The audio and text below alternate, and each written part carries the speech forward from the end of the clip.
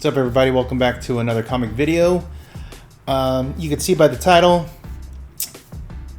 I don't know if submitting to CGC in person at conventions is the way to go.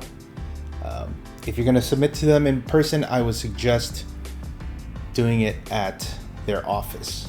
Okay, so let me share with you my experience. Recently Wondercon was here where I live. I live in Southern California, so it was just, down the street because I live in Anaheim. So it's literally like a 5-minute drive to the convention center. So you know what? I'm going to submit all my books instead of having to mail it out and, save at least $15-20 shipping on each package and whatnot. So they have a booth at Wondercon, and it's very impressive. It's probably one of the bigger booths, if not the biggest booth there, next to like Bandai and I think Namco. But they were right there in the front. When you walk in the lobby, they're when you walk in the middle door, they're like right there in the middle. They're right there in the middle, and then they're flanked by the other big ones. But their booth is very impressive. A lot of people, everything was, it was very professional. Like, you can print out your slips there. You can actually start an order there if you like. You can sign up and everything. And you can do everything there if you wanted to. But obviously, I have an account. I have a membership, so I had everything ready to go.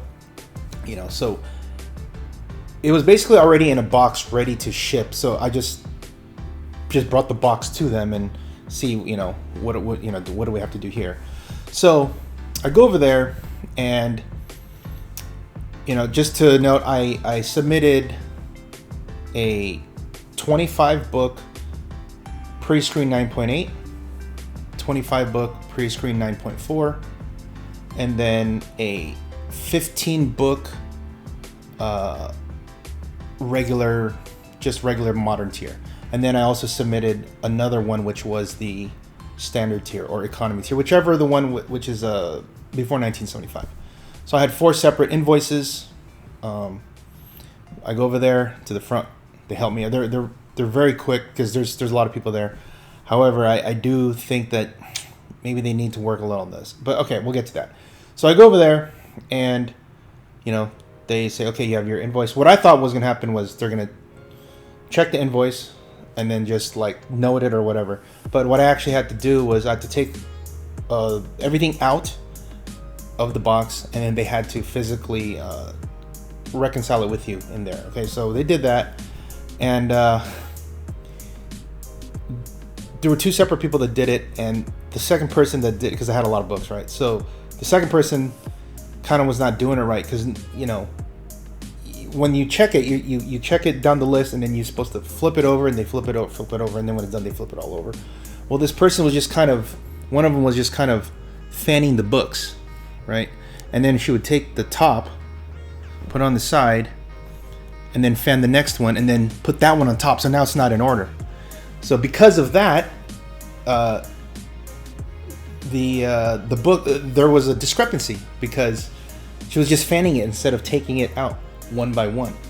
And so we had to check everywhere, and then is it with this stack? I was like, okay, well, no, I just checked this. I checked it over and over again. This ain't my first rodeo. I've submitted a bunch of them. And so I said, okay, let me look at it again. So I looked at it again, and I checked every one. I was like, man, they didn't put it in order. It got misplaced because the order was not. It didn't stay in order. So when I found it, I said, oh, here it is. It was on the bottom of this one, whatever. And so it was all fine. And so the other one was done. Okay, so they're all done. And then they look at it, they initial it, and then they take it back. They put it in their. They don't even put it in a bag. They let me take the boxes, and they just they put the invoice on top of the stack of the books, and they just brought it back. There was no special thing that they put it in. It's just on top, and I'm thinking, okay, that's kind of weird because I know they have a lot of people submitting stuff in, but what if the invoice falls or whatever? They don't put it in a bag or anything. They just kind of take it in the back. Okay. So I said, all right, well, I'll trust them because they know. I said, all right, well, they said, okay, you're done. when we take it back, we'll, it'll update. I was like, okay, well, do I get any kind of receipt? They're like, no. I was like, wait a minute, then what's the proof that I have on my end that I submitted it to you?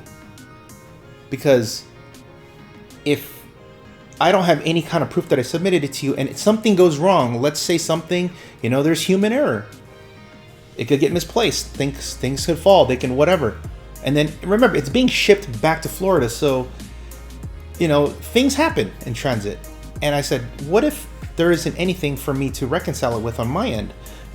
If I go to the post office and I mail a box, if anything happens, I have a tracking number. Not only that, but I also it's also insured with the post office that if anything happens, at least I can file a claim. Here, I don't have any proof that I submitted it to you. And you know what the lady said? Oh, well, we're CGC. As if to say, that's supposed to, that's supposed to be, it's supposed to keep me, calm me down and give me peace of mind. I'm like, no, what's going to give me peace of mind? That there's something that I have that shows that I gave it to you, because there's a tracking number if I mail it. If I go to the dry cleaner and I drop off my clothes for dry cleaning, they give me a receipt that says how many they gave me and then what date and what. So at least I have that. So when I turn it in, if anything happens, I said, hey, I turned this into you. But if they don't give me a receipt, how can I then dispute anything? Because there's no proof. So, and that's a lot of books, that's about 90 books so 50, 65, about 80 books that I submitted. And, I was kind of worried. So I was kind of just, not really argue with it and just kind of figure out figure out why you think it's okay not to give me a receipt. You're doing a service. If there's a service, there's some proof of some kind of transaction and there's nothing there, right? And then and then she says, oh, and this is the thing that kind of got me. I was like, okay, well, that doesn't make me feel any better. She says, oh, it's not like we're going to get your books and give them and sell them to the dealers. I'm like, okay, well, now you're just trying to be obtuse or whatever. So I said, look, I need to have something, because I just gave you books. That's, a lot of money, and I don't have anything. And so at the very least, what she did was she let me take a picture of the invoices after she initialed them. So at least I have some proof.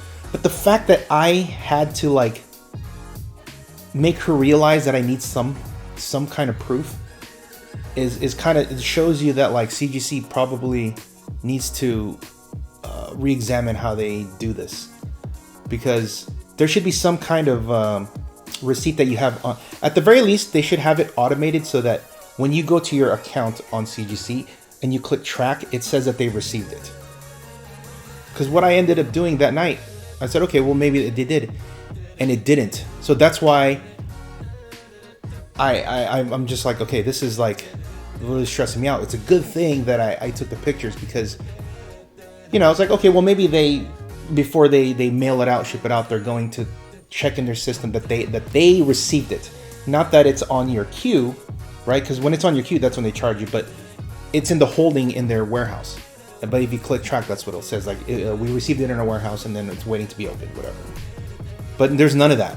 So that's kind of, I don't know how many people have, I don't know how many people are okay with that, but I definitely am not. So I think from now on, what I'm going to do, unless they change it, I think I'm just going to start mailing it if there's, other cons around here. Because, I'm in Southern California. They're going to be here, I'm going to be at Comic-Con and they're probably going to be there too. So I'll be submitting more books, but I think I'm going to wait and see if they make any changes to their policies of submitting books in person. So I don't know how long this has been going on. This is the first time I've submitted in person. So, let me know in the comments if this is a normal thing. If it's okay to just give your books without any kind of receipt. I know they're CGC, right? And that's why I said, look, I trust you guys. It's just my peace of mind. I need to have something tangible that shows that that I gave it to you. Otherwise, if anything goes wrong, who do I go to? Because I don't have anything. So let me know what you guys think. If this is just standard practice for wherever you go. And if you guys also submit in person, if you're okay with it and how they do it. And, you know, I know some people don't like to submit, they don't like to use CGC. When I was there, that's a whole nother thing where they were just complaining about them the whole time. A lot of dealers were, but that's neither here nor there. That's another conversation for another day. So, all right, thanks for watching. Please like, subscribe, comment. I think this would be a good topic to, you know, talk about, and hopefully they make changes in the future, because that's kind of ridiculous for such a big company, you know, and also having the biggest booth there. So, all right, thanks for watching, and I'll see you next time. See ya.